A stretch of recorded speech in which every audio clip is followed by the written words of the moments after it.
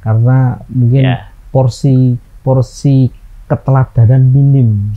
Nah, ya, betul. Kesadaran minim. Nah, sekarang memang kita itu bahasa saya barangkali kita saat ini sedang mengalami krisis keteladanan. Krisis keteladanan. Ya, krisis keteladanan. Dalam hal implementasi Pancasila butuh figur-figur yang bisa dicontoh. Oke, bicara tantangan, Pancasila kan merupakan salah satu ideologi ya dasar negara Indonesia. Nah, di tengah-tengah itu memang terhimpit ya Mas Bram. Terkait dengan apa? Ya ideologi lain ya yang ada di Indonesia juga, salah satunya liberalisme dan kapitalisme di situ. Penghayatan itu berhubungan dengan pengamalan. Artinya kalau tidak akan diamalkan kalau tidak dihayati. Ya. Seperti itu. Ini problem. Artinya bahwa bagaimana membumikan istilah penjenengan tadi untuk itu kan berarti dua hal itu harus digarap.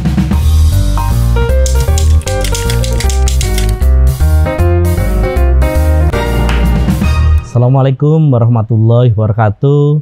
Selamat sore pemirsa yang berbahagia. Hari ini kita kembali dalam obrolan santai di Lincak Pak Karso. Selamat sore Pak Karso. Saya bisa lagi Pak Karso. Rawuh nggih. Wah ini panjenengan ngagem baju Pancasila. Pakai baju Pancasila. Apa topiknya tentang Pancasila? Iya Bro. Ya. Oh gitu ya. Yeah. Nah, dalam kesempatan ini Pak Karso, kami bersama beliau ini Profesor Dr. Leo Agung, MPD. Beliau adalah Kepala Pusat Studi Pengamalan Pancasila Universitas Barat Surakarta. Namanya Prof. Leo. Prof, terima kasih atas kesempatan untuk bisa ngobrol. Alhamdulillah. Baik pemirsa yang berbahagia, kali ini kita akan bincang-bincang dengan tema urgensi kampus Benteng Pancasila dalam membina pendidikan karakter mahasiswa bersama Profesor Dr. Leo Agung S. MPD. Pertama, kepada Prof. Leo, saya biasa manggilnya beliau itu Prof. Leo. Sehat selalu Prof. Leo. Salam Pancasila. Salam Pancasila. Salam Pancasila. Ya, Prof. Leo, ini kita kan menjelang 1 Juni. Ya. Prof. Leo, ini 1 Juni disebut sebagai hari kelahiran Pancasila ya Prof. Ya. Betul. Nah, kita biasanya ketika 1 Juni begitu ada semacam peringatan refleksi begitu. Iya. Prof. Betul. Ya, kira-kira refleksi singkat mengenai hari lahir Pancasila itu menurut Prof. Leo seperti apa, Prof. Leo? Oke, terima kasih Mas Bram. Jadi terkait dengan refleksi 1 Juni sebagai hari lahir Pancasila, ini saya orang sejarah melihat bahwa 1 Juni berangkat dari hasil sidang BPUPKI yang pertama yang berlangsung dari 29 Mei sampai 1 Juni. Yang saat itu ada 3 tokoh yang bicara masalah rancangan dasar negara, yaitu Muhammad Yamin, Supomo, dan Insinyur Soekarno.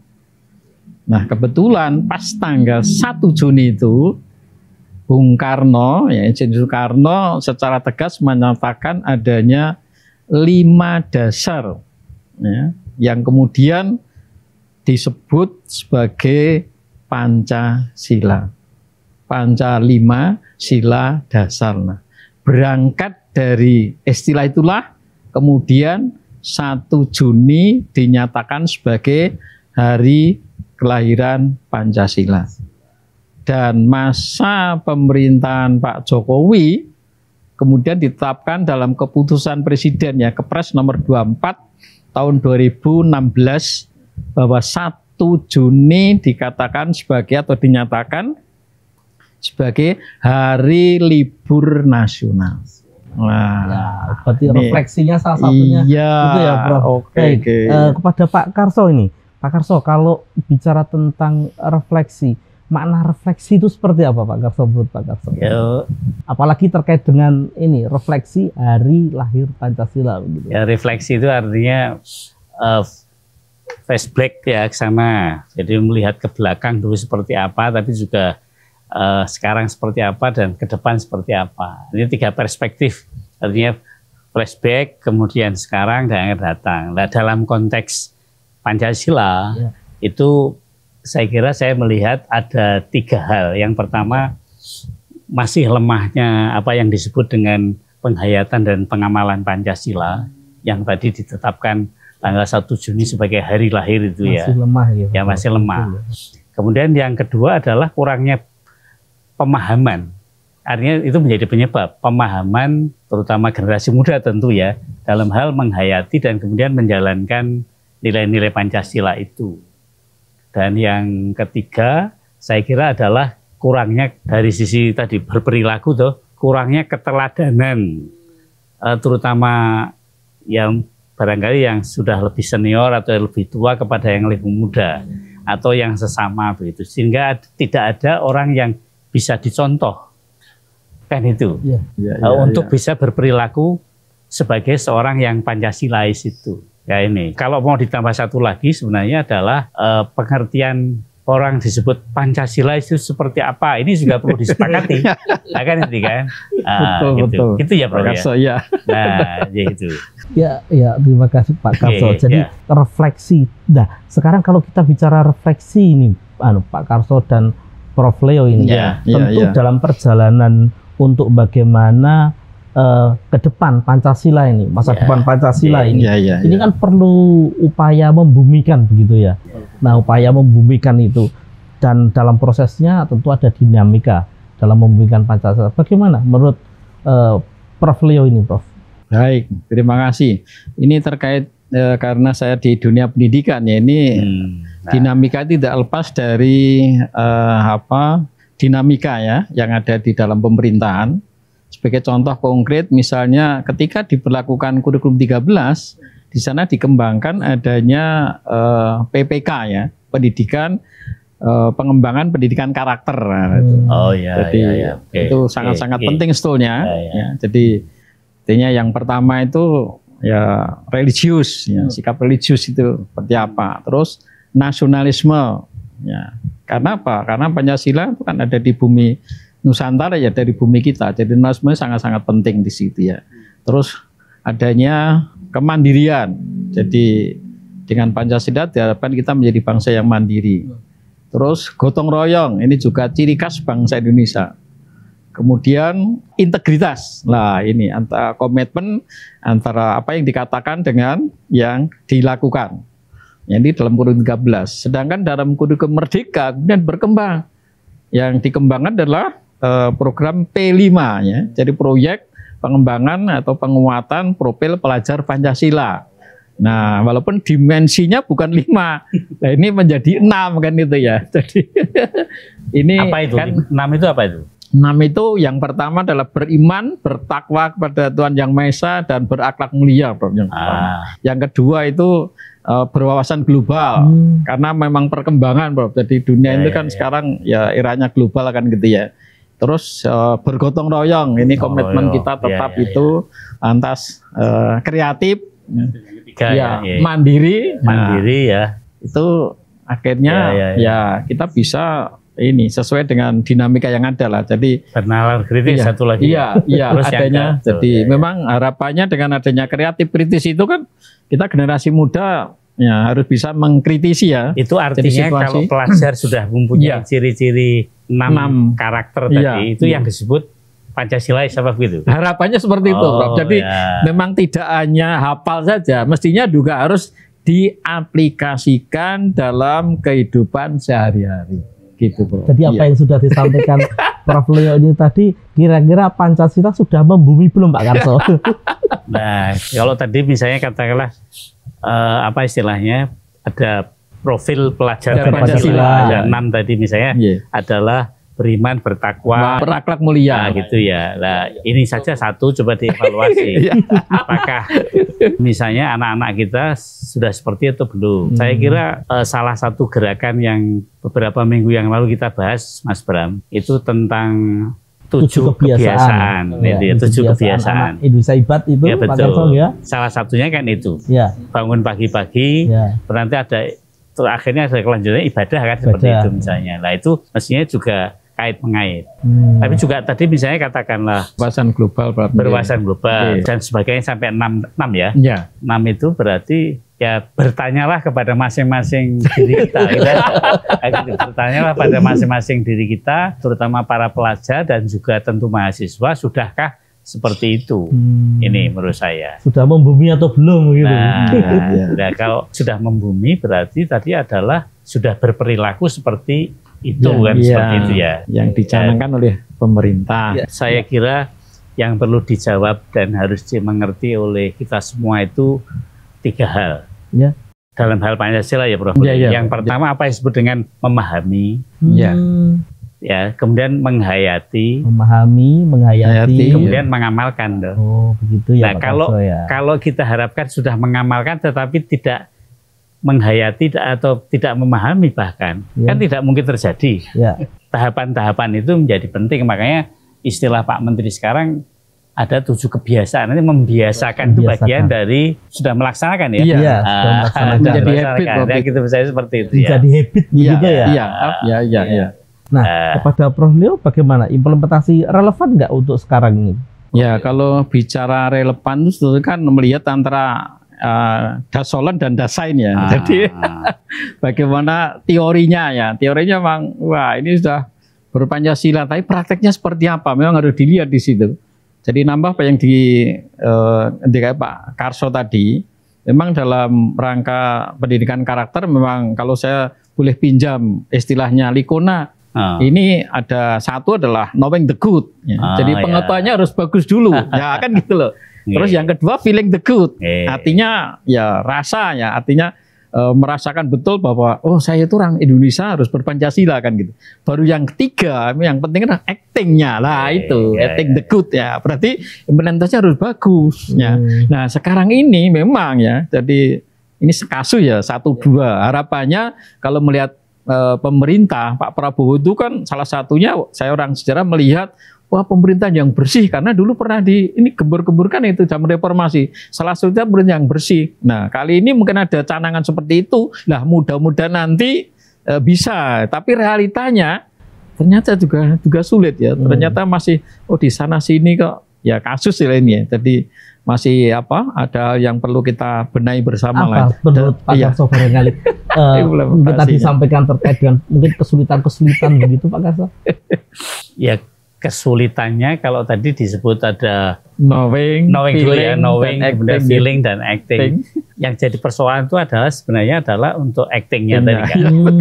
Nah, tetapi acting ini adalah hasil hasil dari seharusnya mengetahui dulu kemudian merasakan itu tadi kan. Kalau itu juga beliau bilang tadi tentang proses pendidikan. Jadi harus dilakukan, dilatih. Dibiasakan seperti ini. Nah akhirnya menjadi seperti tadi yang disampaikan salah satu program kementerian ini di Kementerian Pendidikan, kebiasaan anak Indonesia hebat itu salah satu bentuk upaya untuk anak bisa tadi acting the good kan. Seperti gitu.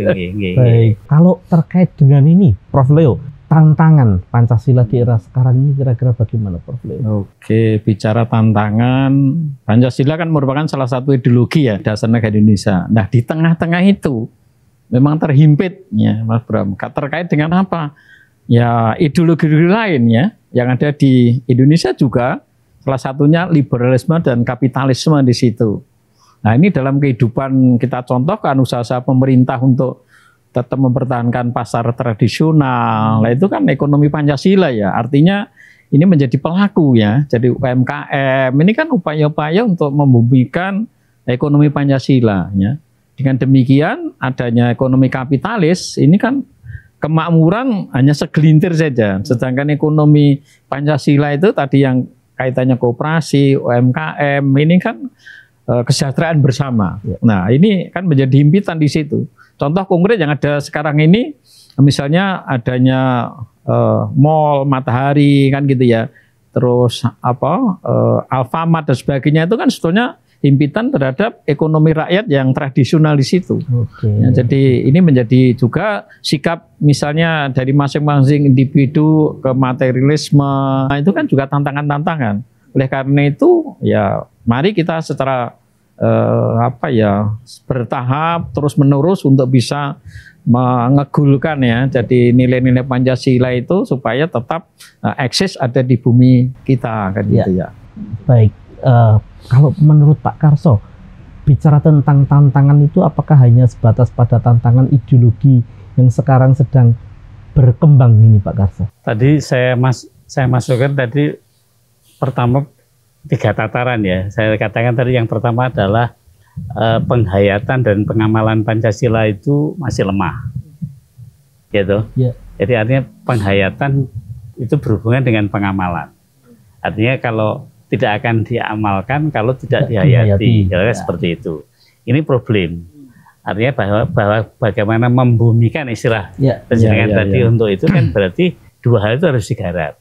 Jadi itu faktor pendidikan, faktor lingkungan, bahkan pendidikan itu tidak saja hanya pendidikan di sekolah, tapi juga pendidikan luar sekolah dan juga pendidikan di keluarga misalnya ya.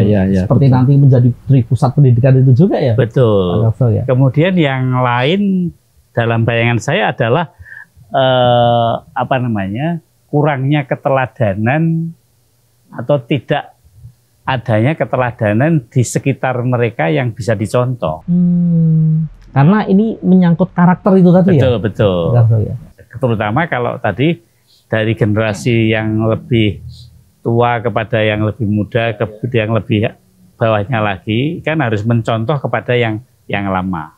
Nah kalau misalnya sekarang tiap hari yang dilihat misalnya di televisi atau di media sosial tentang praktek-praktek korupsi atau perilaku-perilaku yang sifatnya lebih menunjukkan orientasi keuntungan materialistik misalnya dibandingkan hal yang sifatnya ajaran-ajaran agama dan sebagainya seperti itu yang moralitas dan sebagainya seperti itu, ini kan orang ya sudahlah, yang tua aja kayak begitu ya kenapa saya harus berbeda lah, ini yang harus disadarkan menurut saya.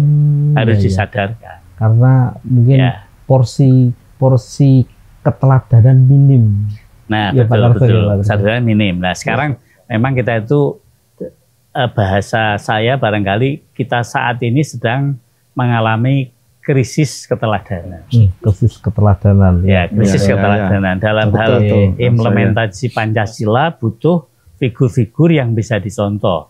Jadi kalau tadi kita bicara tentang Pancasila sebagai satu ajaran, ya misalnya di sekolah ya, baik tingkat dasar, tingkat menengah maupun di perguruan tinggi, bahkan mungkin juga pendidikan luar sekolah, ini semuanya sangat membutuhkan itu.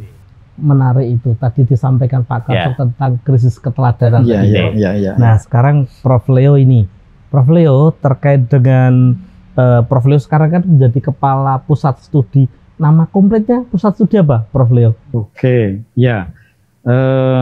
Kalau nama kompletnya adalah Pusat Studi Pengamalan Pancasila atau PSPP. Ini salah satu pusat studi, itu ada banyak ya, kurang lebih 24 yang kemarin itu. Salah satunya adalah PSPP. Di UNS selama ini program dan kegiatannya apa saja, Prof? Wah, sebenarnya banyak sekali di situ ya. Jadi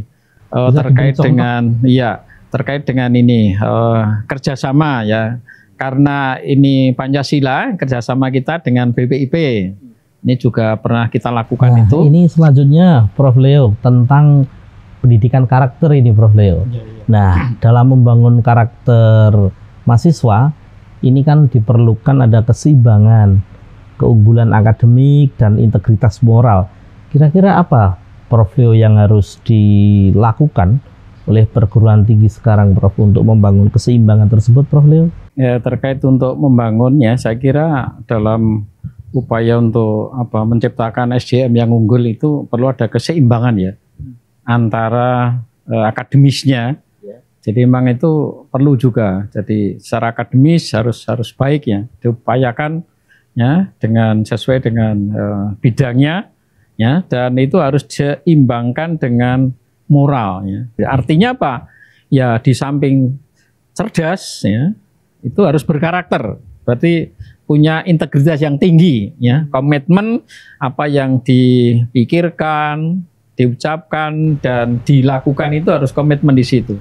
Supaya apa? Nanti menjadi manusia yang unggul. Kalau tidak, berbahaya sekali. Kalau hanya tinggi akademik, karakternya lemah, wah ini berbahaya bagi negara. Iya.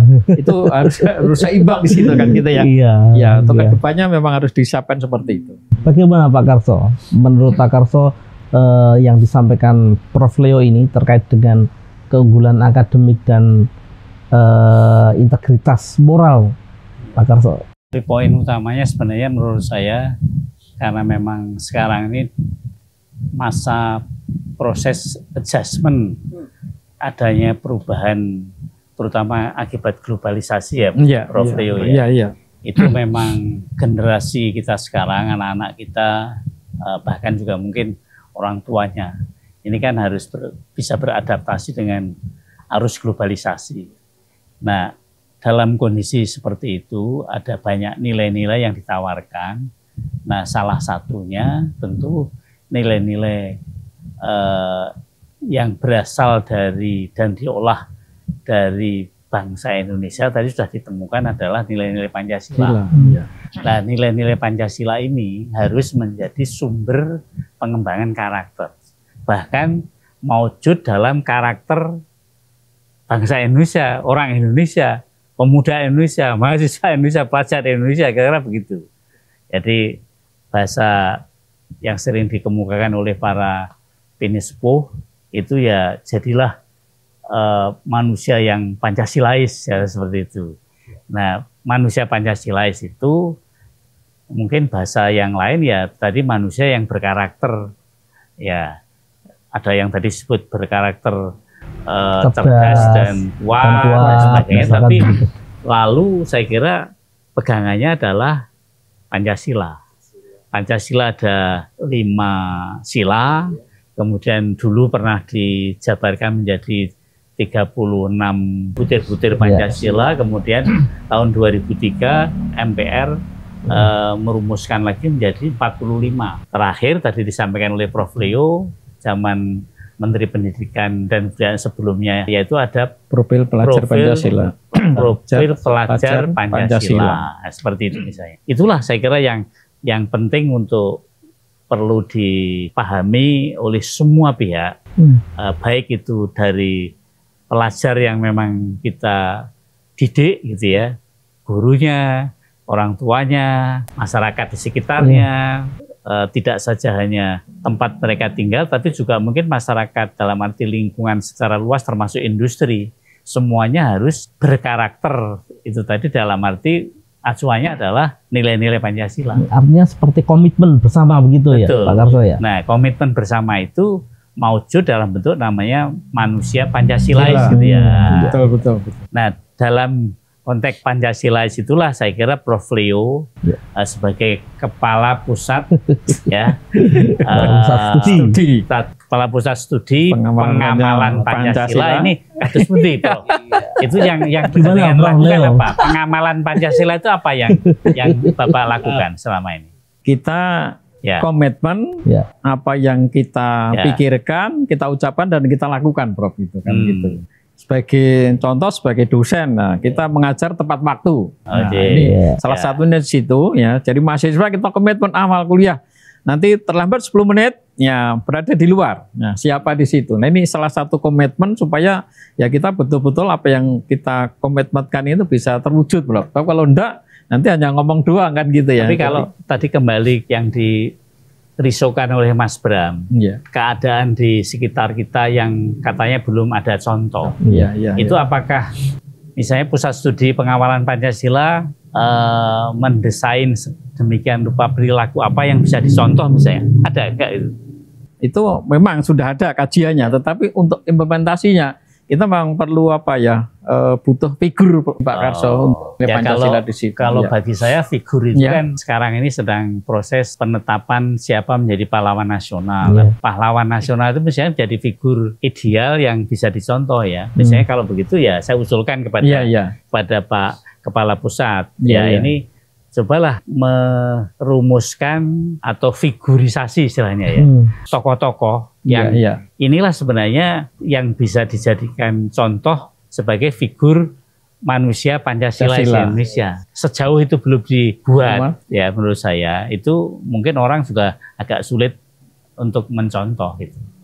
Itu menjadi satu komitmen sebuah perguruan tinggi begitu ya Pak Karso ya? Ya salah satunya perguruan tinggi, tapi ini lembaga pendidikan semua dari tingkat TK sampai perguruan tinggi lah. Kebetulan pusat studinya ada di Pak Leo, itu menurut saya harusnya pusat studi ini mempunyai kegiatan-kegiatan yang misalnya memprofilkan atau inilah profil orang Pancasilais gitu misalnya. Nah, Pancasila itu fungsinya sebagai satu apa? Ideologi negara, apalagi dasar negara, alat pemersatu bangsa, perjanjian luhur, Leicester jadi bintang penuntunnya. Nah dalam konteks bintang penuntun inilah itu tadi, maka kalau itu tidak diangkat sedemikian rupa contohnya banyak, orang lalu bingung. Mau jadi orang Pancasila seperti apa kan itu. Oh gitu ya. Itu perlu dikaji lagi ada kajian khusus untuk figur seperti ini. Apa betul ini pahlawan yang sudah Pancasilais, itu perlu ya berarti itulah makanya saya sekarang menjadi tahu yang saya katakan, kita ini sedang mengalami defisit contoh, defisit teladan itu karena sebenarnya kita agak sulit menemukan figur mana yang sebaiknya dicontoh. Baik Pak Karso, sarannya luar biasa Pak Karso itu. Nah sekarang selama ini apa yang sudah dilakukan oleh Pusat Studi Pengamalan Pancasila selain tadi itu saran yang luar biasa dari Pak Karso tadi, Prof. Leo? Ya, kita kan selama ini istilahnya membuat buku panduan terkait dengan profil pelajar Pancasila. Arahnya nanti mahasiswa UNS itu bisa memahami terkait buku saku Pancasila. Buku saku Pancasila. Ini salah satu, tapi memang hanya untuk kampus UNS saja ya. Kampus UNS. Sementara itu mahasiswa supaya nanti di mahasiswa baru itu mengenal, oh inilah kampus Pancasila lah. Kami menerbitkan yaitu buku saku Pancasila. Sudah ada dia? Sudah ada. Sudah ada itu. Itu bentuk satu komitmen komitmen dari Pusat Studi Pancasila. Sekitar 50 halaman itu. Kecil itu. Kecil bro. Karena ini saku jadi bisa masuk. Jadi Pancasila nonton dulu, wah ini nomor berapa salahnya. Tapi setidaknya barangkali apa yang diupayakan oleh Prof. Leo dengan lembaganya itu barangkali bentuk satu komitmen. Nah kemudian tapi saya usul begini sebelum dilanjutkan, karena sudah dimulai dengan buku saku untuk mahasiswa, bagaimana berperilaku sebagai Pancasilais. Saya usulkan Prof. Leo mestinya tidak saja hanya mahasiswa, tapi juga buat anak SMA seperti apa, turun lagi untuk anak SMP seperti apa, anak SD seperti apa. Tentu ini semakin turun semakin sederhana. Ya ini jangan daki-daki bahasa. Betul. Jangan terlalu ilmiah. Ini nanti jadi berat itu untuk semua. Wah ternyata berat ya. Saya usul begitu karena itu adalah bagian dari Pusat Studi Pengamalan Pancasila. Nah ini kembali kepada Prof. Leo ini. Bagaimana komitmen kampus ini Prof. Leo? Bagaimana Prof. Leo? Ini saran dari Pak Karso. Saya kira sangat setuju dan bagus ini Pak Karso. Karena apa? Ya kami kan berusaha ya, kampus benteng Pancasila kan ingin membumikan ya. Jadi harapan kami memang tidak hanya di kampus, keluar. Jadi ada usulan ini sangat bagus, nanti bisa kita tindak lanjuti untuk jadi bisa. Mas Bram UNS itu kan brandingnya adalah Kampus Benteng Pancasila. Ini saya kira Prof harus menjelaskan apa maksudnya. Tagline itu seperti apa? Tagline, makna tagline-nya Kampus Benteng Pancasila itu seperti apa? Istilah benteng di sini kan simbolis ya. Intinya itu suatu upaya untuk pertahanan ya. Jadi karena apa? Di luar ideologi Pancasila kan masih banyak ideologi itu. Mungkin nanti terkait dengan apa istilahnya intoleran kan gitu ya. Ini harus kita bentengi fundamentalisme seperti itu loh. Jadi ini kan dijaga supaya di kampus itu semuanya berjalan sesuai dengan nilai-nilai Pancasila kan gitu. Berat sekali itu tugas dari Prof Leo itu. Namanya Benteng Pancasila. Kalau bentengnya roboh kan bahaya ini nanti begitu ya. Bagaimana menurut Pak Karso terkait dengan Kampus Benteng Pancasila begitu Pak Karso? Mungkin ada apa ya gagasan atau kira-kira meng-create, melompat, memahami tentang benteng Pancasila itu seperti apa Pak Karso? Jadi benteng itu sebenarnya pertahanan tuh. Anggap saja bahwa globalisasi ini bisa dianggap sebagai musuh yang menyerang, kan itu kan. Nah kita harus ada benteng, ada pertahanan sebagai nilai-nilai yang digali dari dalam bangsa Indonesia yang kemudian maujud namanya 5 sila. Yaitu Pancasila itu ya. Walaupun misalnya ada serangan dari manapun, dia tetap tegar. Dan ketegaran itu karena apa? Karena Pancasila. Ya Pancasila yang seperti apa tadi problematikanya kan kadang-kadang penerjemahannya atau tafsirnya masih beda-beda. Makanya tadi saya usulkan kepada Pusat Studi Pengamalan Pancasila untuk merumuskan contoh-contoh itu tadi atau panduan praktis tadi itu menjadi penting. Gitu, baik. Kalau Prof Leo barangkali sampaikan Pak Karso tadi, bisa memberikan contoh sedikit Prof Leo untuk membangun role model di kampus gitu, kita sebagai Kampus Benteng Pancasila. Kita upayanya gini, artinya mencari figur ya memang tidak gampang ya. Tadi memang perlu identifikasi yang jelas terkait seperti apa sebetulnya orang yang bisa mengamalkan nilai Pancasila secara utuh kan gitu ya. Artinya mungkin dari kebinekaan memang secara kaitan Kampus Benteng Pancasila itu secara fisik itu di kampus UNS kan sudah terbangun 6 tempat ibadah itu kan berarti berikan tempat yang leluasa bagi mahasiswa entah dalam atau asing. Nah, berarti menerima dari bangsa, suku, agama bisa masuk di situ. Ini salah satu contoh untuk bisa mengimplementasikan nilai-nilai Pancasila seperti setidaknya itu. Dari aspek toleransi begitu, Pak Karso. Sebenarnya hanya salah satu salah satu saja. Artinya persatuan Indonesia.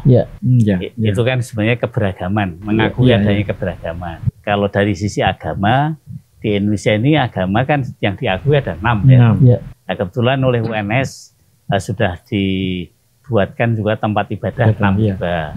Itu artinya satu pengakuan atas perbedaan itu sendiri, dan kemudian masing-masing penganut agama dimohon atau diminta untuk melaksanakan sesuai dengan ajaran dan keyakinannya itu, dan itu dihormati. Ya, tanpa harus merasa satu dengan yang lain merasa benar sendiri. Itu ada penghormatan seperti itu misalnya. Bagaimana Prof Leo? Apa yang disampaikan oleh Pak Karsodi tadi, mungkin role model bagi misalkan dibagi-bagi ini role model Pancasila untuk mahasiswa seperti apa, kemudian untuk tenaga kependidikan seperti apa, misalkan seperti itu. Kira-kira ke depan bisa tidak itu kira-kira diinisiasi oleh Pusat Studi Pancasila? Ya, sebagai kampus yang komitmen dengan Benteng Pancasila, saya kira itu sangat menarik ya. Bisa nanti kita tindak lanjuti Mas Bram itu. Ya, supaya kita bisa menemukan ya role model seperti apa di situ ya, supaya ya di kampus itu memang ada ya, baik itu nanti tenaga kependidikan maupun mahasiswa ini bisa terwujud lah cita-cita itu kan gitu. Ya, bagi saya ini suatu tantangan. Betul. Kalau UNS sudah mendeklarasikan sebagai Benteng Pancasila, kemudian misalnya di dalam kampusnya sendiri ada praktek-praktek yang tidak atau bahkan bertentangan dengan nilai-nilai Pancasila, ini juga harusnya dihindari. Ini sebagai satu motivasi bagi semua orang yang ada di UNS, misalnya seperti itu. Ini kan cara untuk pendidikan secara tidak langsung ya. Betul, betul. Cuman yang jadi kendala kan apakah misalnya semua kita menyadari bahwa kita dalam satu koridor namanya kampus Benteng Pancasila, lalu kemudian menyadari dan lalu kemudian berbuat baik sesuai dengan seharusnya manusia Pancasilais tadi. Artinya kembali lagi kepada keteladanan tadi ya Pak Karso ya? Betul, ya keteladanan, tetapi juga adanya pusat studi tadi itu menjadi kreator itu harusnya. Itu menjadi kreator, keteladanan. Ya, ini betul. Tentu kita berusaha terus itu. Ya, tentu juga misalnya, wah ketua pusat studinya siapa tuh? Apa memang sudah Pancasila sebelum? Nah, misalnya seperti itu ya. Kalau kemudian kebetulan, wah Prof. Leo ternyata kok jauh dari Pancasilais, jadi soal misalnya seperti itu, berat memang gitu ya. Nanti diturunkan saja. Baik, menarik.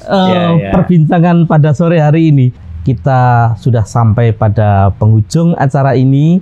Kita jumpa lagi untuk episode yang akan datang. Selamat sore, assalamualaikum warahmatullahi wabarakatuh. Pak Karso, terima kasih. Prof. Leo, terima kasih. Salam Pancasila. Salam Pancasila. Salam Pancasila.